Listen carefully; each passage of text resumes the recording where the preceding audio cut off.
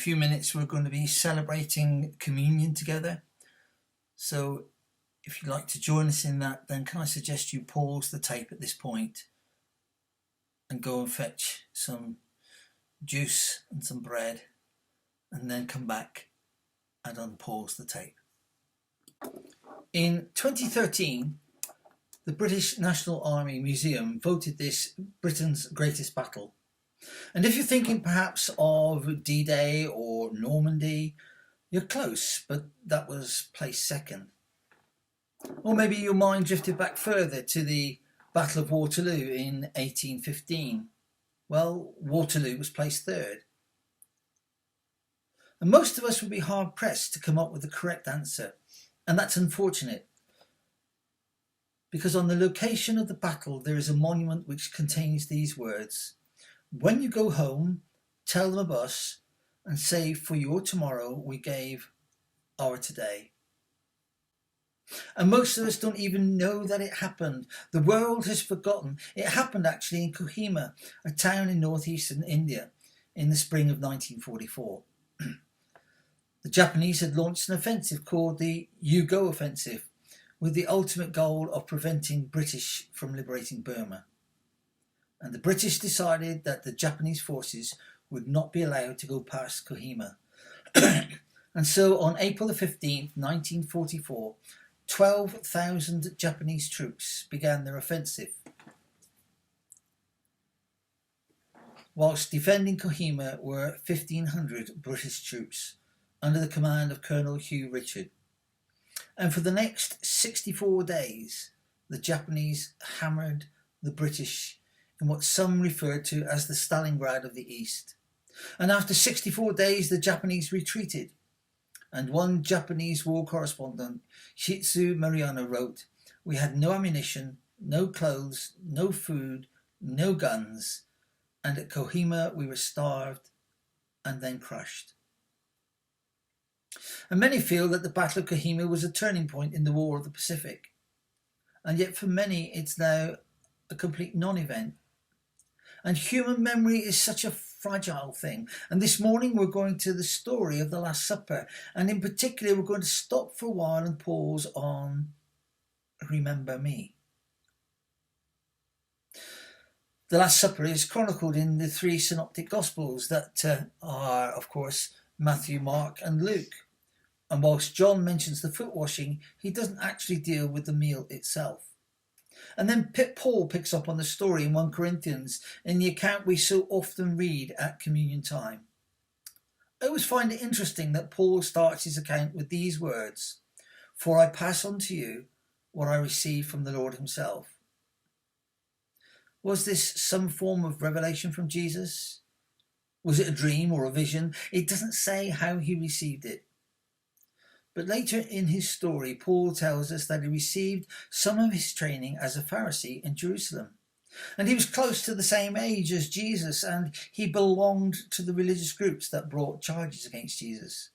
So I wonder, now understand this is just speculation, I wonder if the many stories that Luke told in his gospel of Jesus meeting and debating with a young Pharisee came from a young eyewitness named Saul. Or maybe one of the many stories that are recorded where Jesus speaks to an unnamed expert in religious law, if the person Jesus was talking to might have been named Saul, who would later change his name to Paul. Just wondering. And I wonder if Saul may have met Jesus during his ministry and rejected his invitation to follow him. I wonder if maybe he heard him speak at the Last Supper in his post-resurrection conversations. But regardless of how Jesus told Paul, we have in this account Jesus' own perspective on what happened that night. So why did Jesus tell Paul? And why does Paul tell us? It's because if we don't take the time to remember, we won't. And Paul doesn't spell it out, but the gospel writers do. The reason that Jesus was having dinner with the apostles was to celebrate the Passover, the greatest celebration on the Jewish calendar. But the fact that the Jewish people remembering it still 1500 years after it happened wasn't accidental. The Passover celebration was mandated, and every year the Jewish people would step away from the ordinary to celebrate the extraordinary. And the celebration went back to the beginning of the Old Testament, when God delivered the people of Israel out of slavery from Egypt. And in the book of Exodus, God spelled out the Passover celebration, and each element had a purpose, and that was to remind the people of what had been done for the people of Israel. And the purpose was so that they would not forget. And the Passover celebration is still an essential part of Jewish faith. Why? Because around the world, in good times and in bad, in wartime and peace, the Jews take the time to remember. Even during World War II, in the death camps of Nazi Germany, Passover was celebrated because the Jewish people fully understood that if we don't take the time to remember, we won't. And 2,000 years ago, on the evening before he would be arrested and ultimately be crucified, Jesus met with his apostles for the Passover dinner. And he understood the frailty of human memory. And so just as he had instituted the Passover 1500 years before, now he defines a new point of remembrance. In our tradition, we call it communion. Others refer to it as the Lord's table or the Eucharist. And Eucharist comes from a Latin word that means gratitude. And around the world, Christians come together to celebrate and to remember. I've participated in communion in 5 countries on 3 different continents. And as different as they have been, in some ways they've all been very similar. But regardless of what we call it, or how we celebrate it, or how often we celebrate it, the reason we celebrate communion is so that we won't forget. And later this week, you will be called to remember a different type of sacrifice. Because on each year at the 11th hour of the 11th day of the 11th month, we pause for 2 minutes of silence. And it's remembering the end of the World War, the First World War. It's Armistice Day. It was first celebrated on 1919, a year after the surrender of Germany, and it signified the end of World War I. Nowadays, of course, it goes beyond simply remembering the ending of that war to recognise those who have served in the armed forces. And for the most part, it's a stylised night vigil. The last post was the common bugle call at the close of day, and Reveille was the first call in the morning. And so we do it so that we don't forget. We don't forget the sacrifices made by our military. It's not to honour or glorify war, but to remember that if we don't take the time to remember, we won't. But it's not just about remembering, it's about remembering something. So the first thing we're called to remember is the bad. And in the Passover, the bread that was used was a hard, unleavened bread called the bread of affliction. And that comes from Exodus 16. And it was a reminder of the suffering the Jews had endured while they were slaves. They were beaten, they were starved, they were killed by the Egyptians. And each year at Passover, the bread of affliction reminded them of that. It's so typical of us to forget the bad. I mean, if women didn't forget the pain of childbirth, every child would be an only child.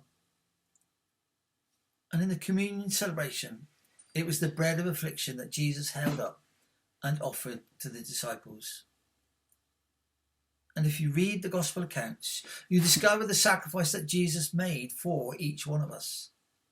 He allowed himself to be beaten, to be flogged with the whip, tipped with bones and metal shards, to have a crown of thorns pushed onto his head, to be nailed to a cross. And on November the 11th, we not only pause to remember the time that the armistice was signed on November the 11th, 1918, but we pause to remember those who died to make that a possibility.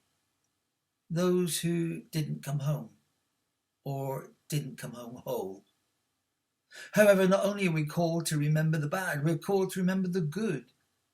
And when the people of Israel celebrated the Passover, they were first called to remember on why God rescued them. But more importantly, the entire feast was the celebration of the fact that God had rescued them.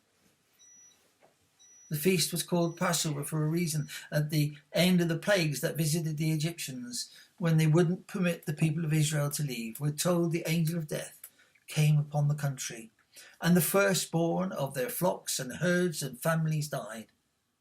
But the Israelites were to mark their homes with the blood of a sacrificed lamb, and the angel of death passed over their homes. So while the Passover began with the memory of their slavery, it ended with the story of their deliverance, of the promise being fulfilled. And when we pause to eat the bread in the communion celebration in just a moment, we're taking the time to remember the sacrifice that Jesus made for us. We must never forget the price that was paid. We're reminded God made peace with everything in heaven and on earth by means of Christ's blood. And we need to remember that Jesus gave his life for us. When we pause to remember later in the week, we can't forget the sacrifices that were made, the lives that were lost, but we need to remember why they gave their lives. And so now at this part of our service, let's take a few moments and remember.